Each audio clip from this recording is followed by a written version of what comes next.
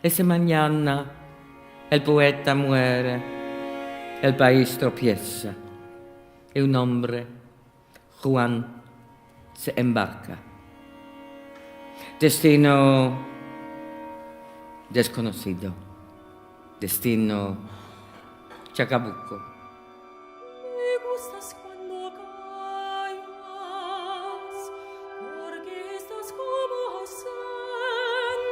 Cuando me dicen usted odia a la gente que le pegaba, que lo torturaba, que le ponía corriente, no, que siento odio por ellos, siento pena por ellos.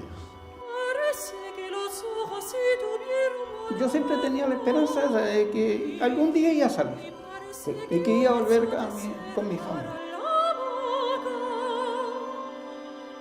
À Chacabuco, les gens ont tellement besoin de se sentir en vie. Alors, bien sûr, il y a un théâtre.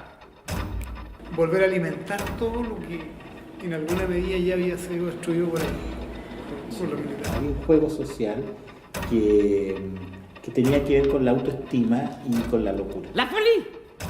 Tout le monde est fou, mais tout le monde sait que tout le monde est fou.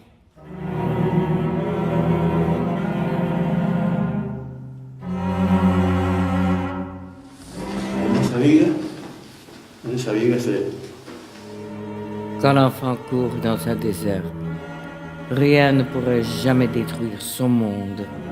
Mais un jour, tôt ou tard, ce seront les os de l'enfant qui seront éparpillés parmi les cailloux qu'il ramasse.